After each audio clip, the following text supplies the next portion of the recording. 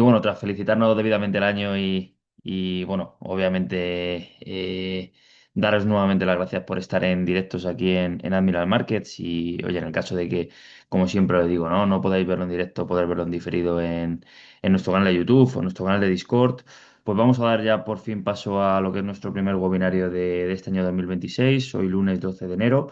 Antes de nada, como siempre, advertiros de los riesgos, ¿de acuerdo? De la operativa en el caso de que estéis operando en Admiral Markets. Y sobre todo, pues bueno, comentaros que parte de la información que se llevará a cabo en este webinario, pues está enfocada en activos, ¿de acuerdo? Que en el caso de querer operarlo en Admiral Markets o en el caso de querer operarlo con otra entidad, pues son activos de riesgo. Sí que es cierto que incluso ciertos activos pueden ser de naturaleza compleja para ciertos inversores que por lo tanto puede ser que no sean adecuados, ¿vale? Como siempre digo, ¿no? Lo primero de todo y lo único, el primer objetivo principal de un inversor, de un trader, es gestionar el riesgo, puesto que es la única manera, ¿de acuerdo?, de poder, pues, intentar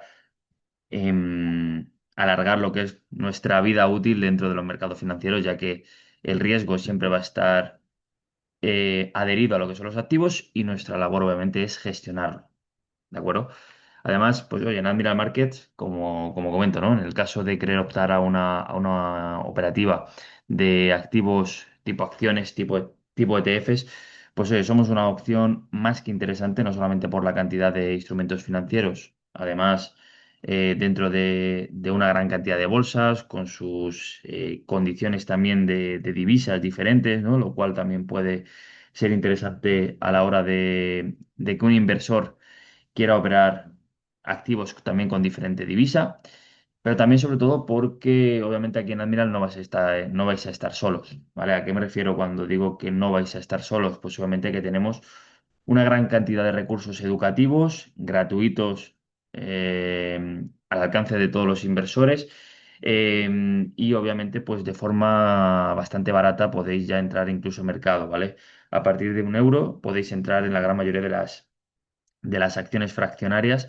¿Qué significa acciones fraccionarias o participaciones fraccionarias? Pues que no hace falta tener la totalidad del capital para poder invertir, es decir, no hace falta tener la totalidad del valor de una acción para poder invertir en esa acción, ¿vale? Para intentar también, además, poder diversificar, lo que hacemos en Admiral Market es daros la posibilidad de que podáis invertir hasta una centésima parte del valor de un activo. Me explico. Si un activo vale 100 euros, 100 dólares, pues simplemente desde una centésima parte, es decir, desde 1 euro o 1 dólar, pues ya podréis entrar en esa acción, ¿de acuerdo?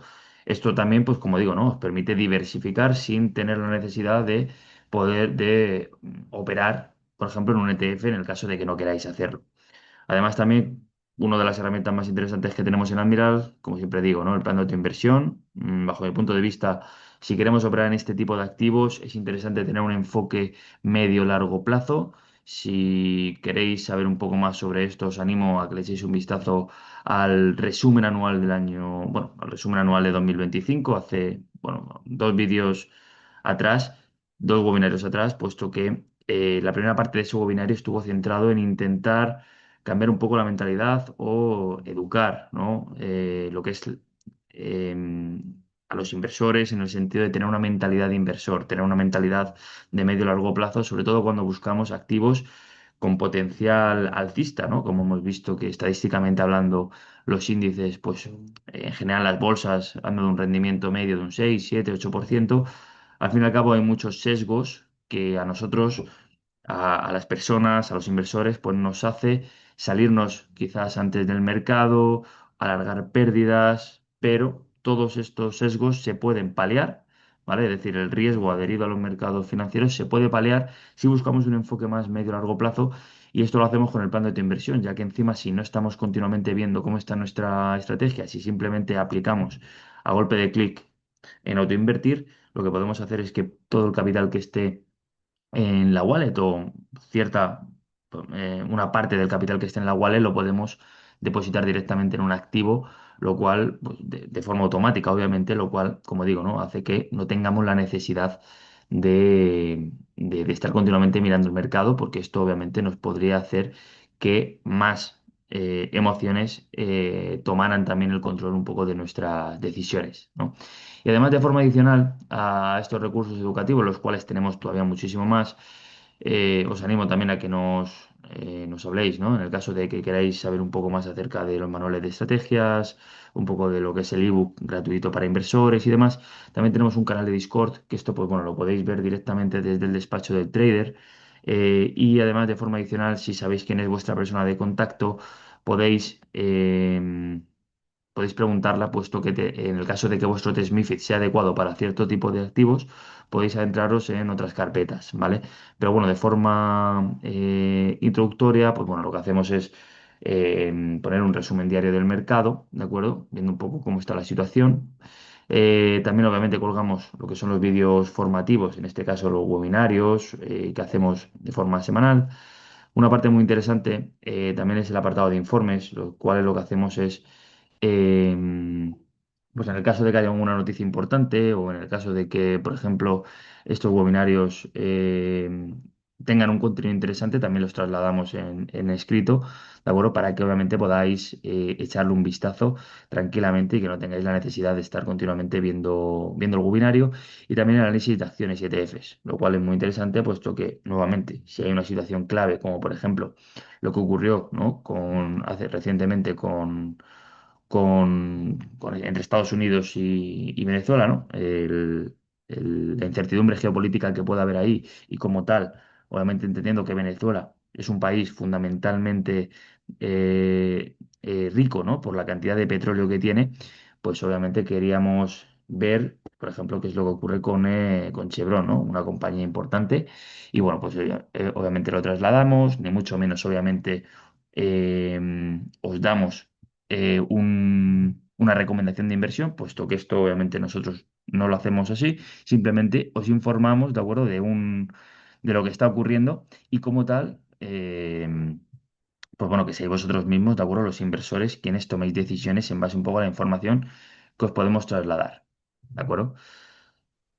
Así que bueno, vamos obviamente a lo que es el webinario.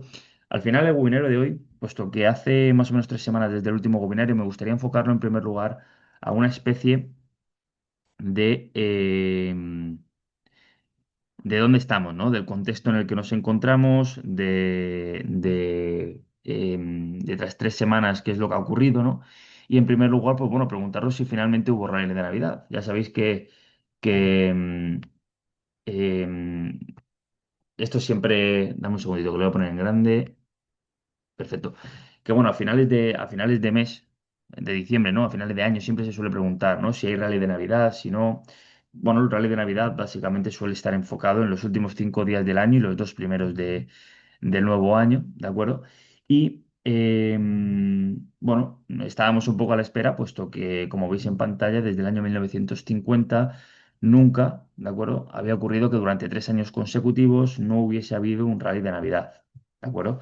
Y como vemos en pantalla, pues lamentablemente, pues bueno, ha estado un poco en break-even. No, al final estamos hablando de que son, nada, 1 o 2 semanas como mucho, ¿no? Y bueno, en este año lo que se ha generado en ese transcurso, en ese horizonte temporal, ha sido simplemente un 0,1% negativo, como digo, en break-even, lo cual, ¿vale? Como vemos en pantalla, cuya fuente es Carson Investment Research, de los últimos... em, Fijaros, desde el año 1999, por lo tanto, de los últimos 7 años, ¿de acuerdo? En el caso de que no haya habido un rally de Navidad, pues enero no suele ser un año muy interesante, ¿vale?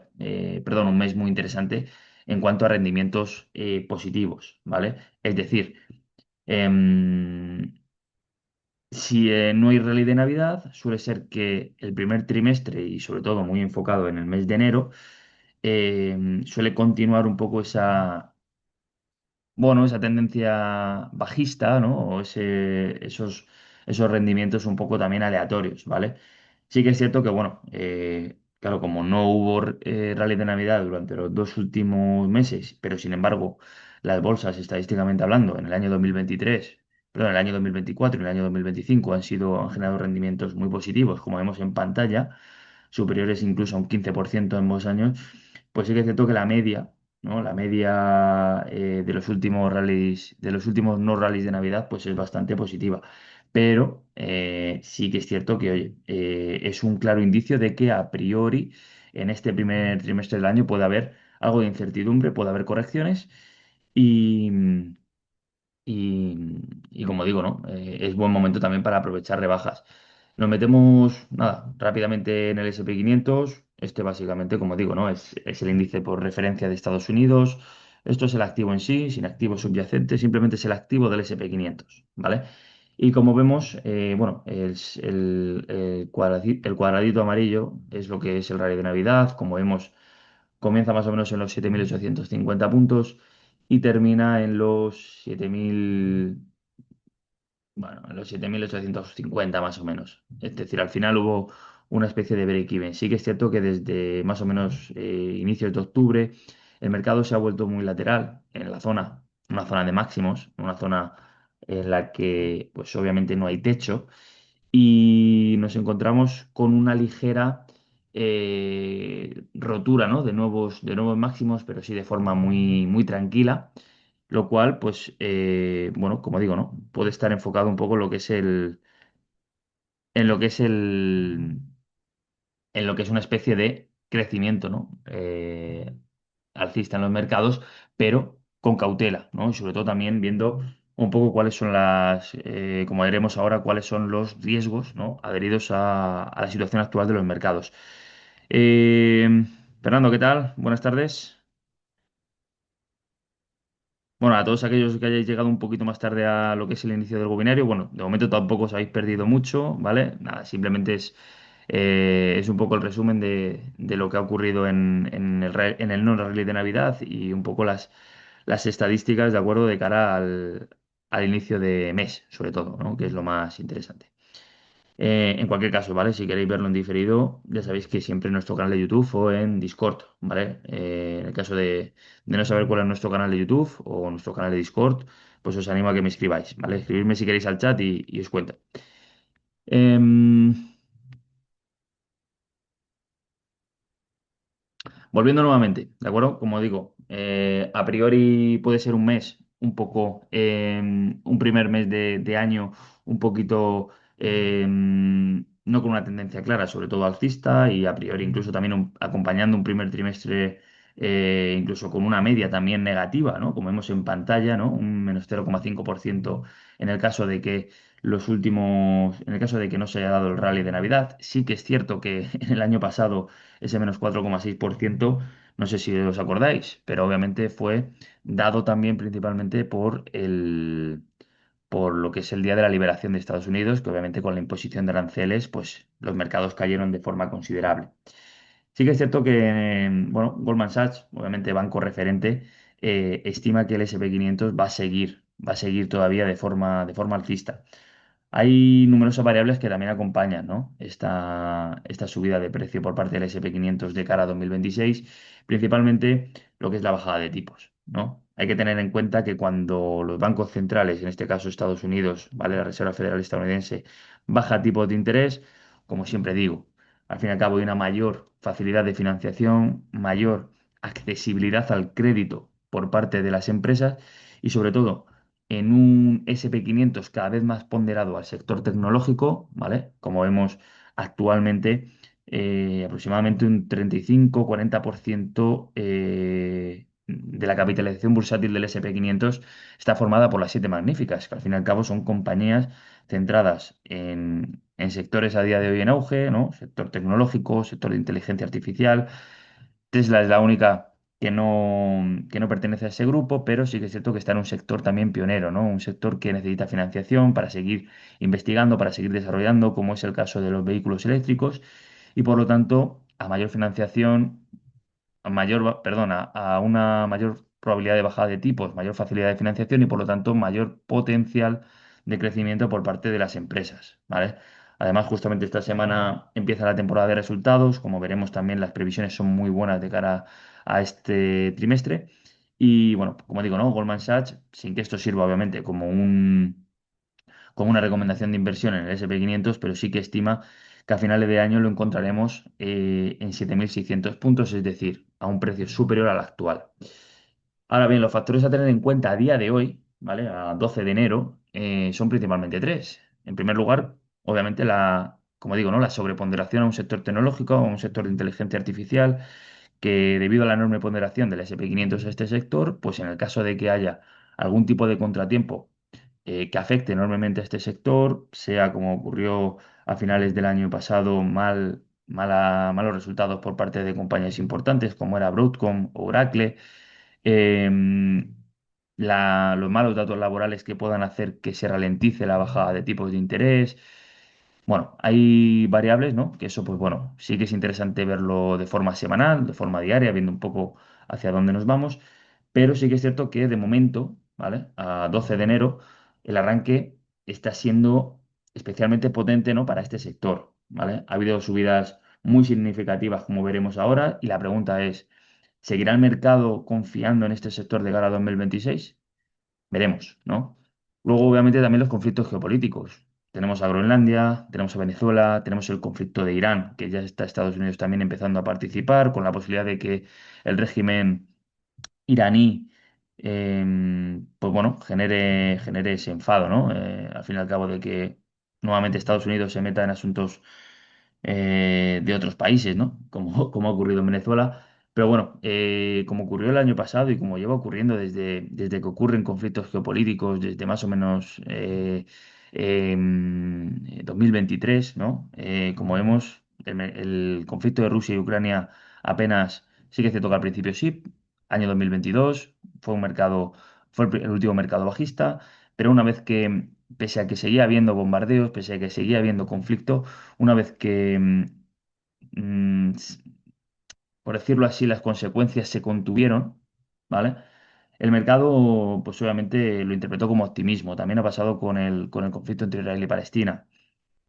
Por mucho que haya habido incertidumbre, por mucho que haya habido conflictos internacionales, eh, no, los mercados han seguido subiendo. Entonces, como digo, ¿no? Pese a que está habiendo en este primer tramo del año, en estas primeras semanas, tres conflictos geopolíticos que pueden generar consecuencias un poquito mayores, como digo, Venezuela, Groenlandia, Irán, de momento los inversores, por decirlo así, plantean consecuencias contenidas, es decir, se plantea optimismo. Y por otro lado tenemos la economía de Estados Unidos, que obviamente si nos centramos en el SP 500 y cómo, por ejemplo, una noticia en Estados Unidos puede desencadenar un efecto dominó hacia otros índices, como por ejemplo ha ocurrido, como veremos a continuación, la noticia de que Donald Trump ha impuesto un máximo de intereses a las tarjetas de crédito en Estados Unidos. Esto también ha creado un efecto dominó hacia lo que es el sector financiero europeo, pues bueno, los últimos datos de empleo en Estados Unidos fueron un poco difíciles de interpretar. Sí que es cierto que hubo una bajada de nuevas creaciones de empleo, pero la tasa de paro también bajó. Y bueno, en cualquier caso, donde queremos llegar es que se refuerza la percepción de que mientras el ciclo económico siga siendo expansivo y mientras que también la inflación, que por cierto tenemos la semana que viene datos de IPC en Estados Unidos, permanezca bajo control, pues obviamente la Fed a priori se espera que haya dos recortes de tipos para el próximo año. Si sigue ese camino, si sigue esa hoja de ruta, a priori, pues oye, se espera un movimiento potencial alcista por parte del SP 500, entendiendo que obviamente nadie tiene una bola de cristal y entendiendo que al fin y al cabo, de forma semanal o de forma mensual, hay que ver viendo las nuevas noticias y las nuevas variables que van saliendo. ¿De acuerdo? Nos metemos rápidamente en lo que es el gráfico en este caso, ¿vale? Bueno, no es un gráfico, sí que es cierto que son todas las compañías del SP 500 a mayor tamaño de la burbuja, a mayor capitalización bursátil, ¿vale? Y como vemos en rojo, ¿de acuerdo? Es el sector tecnológico.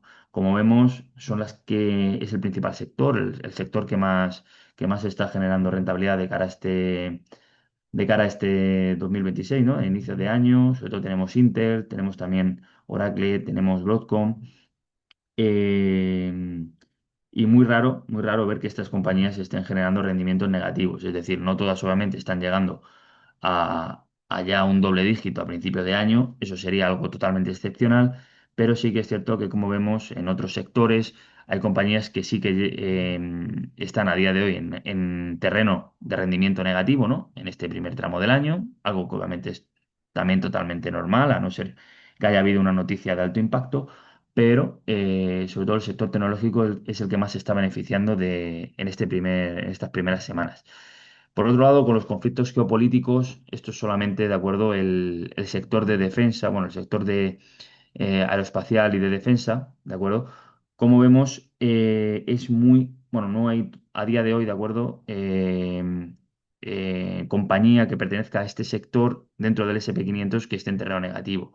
Obviamente hay una gran cantidad de rangos, ¿de acuerdo? De rendimientos, donde a día de hoy tanto Lockheed Martin Corp como Northrop Grumman Corp son las que a día de hoy se están llevando el gato al agua, en el sentido de que llevan un rendimiento positivo de en torno a un 4,7%, pero obviamente debido a la situación de incertidumbre geopolítica, debido a los conflictos, pues a día de hoy tanto el sector armamentístico como el de defensa, pues bueno, tiene un potencial, ¿no? Hay que echarle un ojo, hay que ver obviamente si hay una escalada mayor, ¿no? En referencia a estos conflictos que puede hacer que estas compañías se sigan revalorizando, pero como digo, de momento, sin que esto sirva como una recomendación de inversión, de momento no hay compañía dentro del SP500 que pertenezca a este sector que haya comenzado el año en terreno con un rendimiento negativo, ¿vale? Y luego, bueno, lo he comentado ligeramente, ¿no? Los datos laborales de Estados Unidos, algo muy a tener en cuenta para ver si el SP500 o en general lo que es los índices americanos y como digo, con la posibilidad de que genere un efecto dominó hacia los otros índices, eh, pues es importante saber y entender qué es lo que está ocurriendo con la economía estadounidense. Como digo, la semana pasada hubo uno de los datos más importantes, o quizás el dato más importante eh, mensual, ¿vale? Como sabéis, el primer viernes de cada mes o el segundo viernes de cada mes, si el primer viernes es festivo, como ha ocurrido, ¿no? Que fue el primer viernes, bueno, fue el 2 de enero, bueno, vuelta de año nuevo, bueno, prefirieron ponerlo el día 9, ¿no? El pasado viernes. Lo que es, bueno, el dato de empleo no agrícola, decepcionó ligeramente al moderarse. Es decir, hay un posible enfriamiento del mercado laboral, ya que el ritmo de creación de empleo fue menor de lo previsto, pero sí que es cierto que la tasa de paro bajó un 0,1%. Llevábamos un recorrido bastante alcista en relación a lo que es el aumento de la tasa de paro, como vemos en el gráfico inferior, pero sin embargo en el último mes, bueno, vemos una bajada de un 0,1%. Sí que es cierto que todavía los datos no dejan de ser un poco, eh, por decirlo así, eh, no tan importantes o no tan esclarecedores para nosotros poder saber lo que está ocurriendo con la economía americana. ¿Por qué digo eso? Porque la administración de Trump estuvo cerrada durante mucho tiempo, la administración del gobierno de Estados Unidos estuvo cerrada durante mucho tiempo y seguimos un poco con ese lastre. ¿Vale? Entonces, bueno, siempre se genera ese escepticismo sobre si estos datos son realmente verídicos a nivel de cómo está la situación de Estados Unidos. Como vimos, obviamente, el viernes pasado, pues bueno, ligera volatilidad cuando ocurren o cuando salen estos datos en la gran mayoría de activos americanos, tanto acciones, índices como incluso la divisa. Pero luego finalmente el mercado, pues oye, volvió nuevamente a centrarse y no hubo una consecuencia en los mercados enormemente importante, ¿no? Sí que es cierto que, como digo, ¿no? Esta semana también tenemos datos de IPC en Estados Unidos. Cualquier dato por encima de lo esperado plantea una mayor dificultad de bajada de tipos por parte de la Fed y como tal el mercado podría retroceder, es decir, eh, podría además defenderse, ¿no? O secundar la idea de que este primer tramo del año pueda ser negativo porque no hubo rally de Navidad. Y también además hubo un inicio de temporada de resultados, ¿vale? Como siempre en la temporada de resultados comienza el sector financiero y el sector bancario. Tenemos publicación de Goldman Sachs, de BlackRock, de Morgan Stanley, de JP Morgan, ¿vale? Tenemos obviamente compañías muy importantes, además, pues bueno, de un poco de bancos centrales, sobre todo también aquí en Europa con De Guindos o Villeroy, pero y también en lo que es la Reserva Federal, ¿no? En Estados Unidos. La previsión de tipos tampoco ha cambiado mucho. Se esperan dos bajadas de tipos por parte de la Reserva Federal estadounidense de cara a 2026. Sí que es cierto que hay esa duda, ¿no? Ese escepticismo de quién será el nuevo presidente de la Reserva Federal estadounidense. Recordemos que más o menos en mayo el actual presidente, Jerome Powell, dejará de ser el presidente y a priori se espera un gobernante, un presidente, una persona con un claro signo de dovish, ¿vale? Un claro signo de una persona con ganas, con ganas de pensar bueno, en lo que es la economía, ¿no? Con ganas de pensar en que se genere deuda, en que haya una bajada de tipos, en que haya un crecimiento ficticio, porque lamentablemente cuando hay un crecimiento con bajos tipos de interés, aquí si nos centramos un poco en lo que es la economía austríaca, ¿no? Que lo que quiere sobre todo es que intervenga poco, ¿no? Lo que son los organismos gubernamentales, como es también, por ejemplo, la Reserva Federal estadounidense, pero bueno, un crecimiento artificial suele ser un crecimiento de deuda, ¿vale? Enfocado principalmente en una mayor liquidez por parte de la Fed y una bajada de tipos. Entonces, pues bueno, como digo, ¿no? Como resumen, vamos a ver cómo salen los datos también de IPC, pero de momento, pues se esperan dos bajadas de tipos de forma muy paulatina, ¿vale? A priori incluso se espera que sea a mediados de año cuando se dé la primera, como vemos en pantalla, en la reunión del 17 de junio.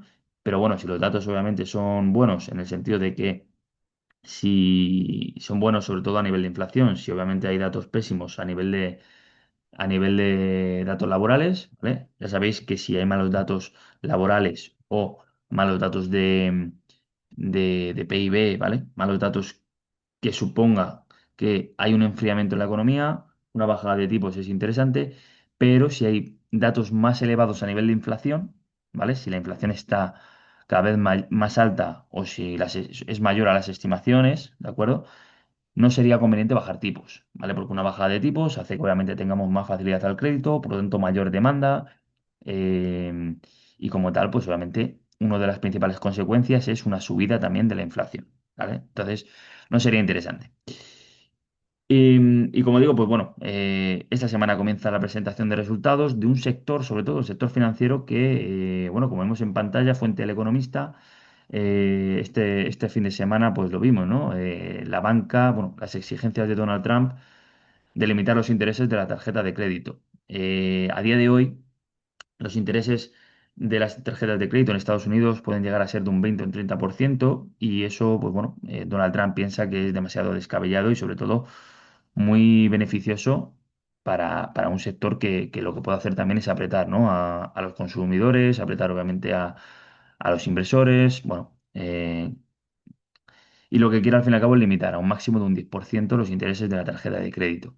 ¿Esto obviamente qué significa? Pues en primer lugar una bajada de beneficios, ¿vale? Por parte del sector financiero. Si obviamente hay menos intereses, supone que obviamente vas a generar menos beneficios. Sí que es cierto que las consecuencias, pues no se verán, las consecuencias no se verán hasta el próximo trimestre, ¿vale? Por lo tanto, en la presentación de resultados de las compañías de esta semana, pues obviamente esto no se va a ver reflejado absolutamente. Además, recordemos que estamos hablando de la presentación de los resultados del último trimestre del año pasado, ¿vale? Por lo tanto, como digo, veremos si estas compañías van a tener menores resultados. Además, una bajada de tipos de interés también puede afectar puede afectar también al sector financiero. Y bueno, como vemos en pantalla, Barclays retrocedió un 4%, Santander un 2,5%, también las entidades francesas como BNP Paribas o Société Générale, caídas también entre el 2,5%, y veremos esta tarde qué pasa con las compañías del sector financiero estadounidense, JP Morgan, Citigroup, que además, como digo, ¿no? Debido también a la presentación de resultados y junto con esta noticia, pues puede haber puede ser que haya algo de volatilidad en este sector. Pero bueno, recordemos que esto ya lo vimos en lo que es el resumen anual del año 2025. La verdad que las grandes entidades, en este caso es Goldman Sachs, ¿no? Quien ha presentado este reporte, este informe, pues plantea que va a haber que va a haber grandes beneficios, ¿vale? Es decir, que los beneficios van a ser incluso por encima de lo estimado de las grandes compañías. Bueno, no de las grandes compañías, en general de las compañías, ¿vale? Y sobre todo muy especialmente enfocado en el Russell 2000. El Russell 2000, para que no lo sepa, ¿vale? Para que lo recordéis, es el índice de las small caps, ¿vale? Y hace ya un tiempo comenté que en un momento de bajada de tipos, sobre todo cuando ya el S&P 500 está cerca de máximos y ocurren encima dos bajadas de tipos prácticamente de forma simultánea, ¿no? En cuanto a las reuniones, termina siendo el Russell 2000 el gran beneficiado. Entonces, bueno, veremos si obviamente tras 2 años consecutivos donde las medianas o pequeñas compañías no han generado rendimientos positivos, como vemos en pantalla, ¿vale? El S&P Mid-Cap 400 o el Russell 2000, sobre todo el Russell 2000, lleva dos años consecutivos con ingresos o con beneficios por debajo del 0%, es decir, beneficios negativos, pues vamos a ver si se plantea la posibilidad de que a lo largo de este año, con una mayor facilidad al crédito, con un auge de la tecnología, etcétera, estas compañías puedan aumentar sus beneficios, ¿vale? Pero bueno, por regla general, obviamente, en empresas grandes o incluso en el Nasdaq, sí, en empresas grandes, pues oye, se espera rendimientos de beneficio crecientes, pero obviamente de forma paulatina, ¿no? No sin grandes saltos, como ocurre con el Russell 2000 o con el S&P Mid Cap. Y bueno, todo esto lo veremos de forma mensual, ¿vale? Lo veremos solamente en los próximos webinarios. También algo muy interesante fue el último dato de ISM manufacturero, ¿vale? El ISM manufacturero, como su nombre indica, sobre todo está centrado en el sector industrial, ¿vale? Y puede ser interpretado en ocasiones, como vemos en pantalla, como un indicador que anticipa el movimiento de las bolsas, ¿vale? Estamos hablando de que el S&P 500 lo que es la línea morada, el ISM manufacturero es la línea naranja, y bueno, depende un poco del año, pero sí que es cierto que muchas veces el ISM manufacturero anticipa el movimiento de la bolsa. Cuando no lo hace, como por ejemplo está ocurriendo a día de hoy y sobre todo de forma eh, tan diferente, ¿no? Nos encontramos obviamente con dos gráficos que están obviamente a niveles muy diferentes. Bueno, hay muchas razones, ahora lo veremos, ¿vale? Pero bueno, una de ellas obviamente es la menor ponderación del S&P 500 al sector industrial. Como vemos, hay una correlación positiva entre el ISM manufacturero y la bolsa, ¿vale? Es decir, excepto desde finales del año 2023, por regla general, ambas líneas, ¿vale? Ambos indicadores, bueno, el indicador y lo que es la bolsa, están yendo a la par, están yendo al unísono, encima con la misma tendencia. Sí que es cierto que, como digo, ¿no? A veces uno se anticipa y a veces otro.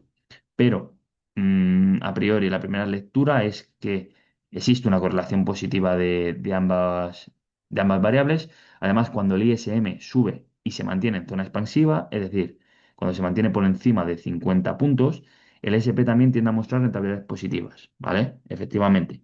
Por ejemplo, podemos ver el año finales de 2020, que sí, que obviamente tras una pandemia, el ISM manufacturero pues es muy rápido que suba por encima de 50 puntos, de 50 por ciento. Pero efectivamente, ¿no? Vemos cómo tras una subida ¿no? Tras datos mejores de este indicador, pues obviamente la bolsa también ha anticipado. También suele pasar por encima bueno, desde el año 2016, desde el periodo 2016-2018, donde también hubo una expansión económica en Estados Unidos. Y ahí vemos cómo la bolsa, aunque sí que es cierto que de forma un poquito más paulatina, una forma un poquito más tranquila, con algo más de corrección, pero también obviamente subió. ¿El ISM suele anticipar a la bolsa? Eh, sí, ¿de acuerdo? Como indicador adelantado, aunque la lectura actual, ¿vale? Es que el ISM sigue en niveles bajos, cerca o por debajo de 50 puntos, es decir, sector manufacturero más débil, pero sin embargo el SP 500 mantiene un crecimiento interanual positivo, aunque cada vez más moderado.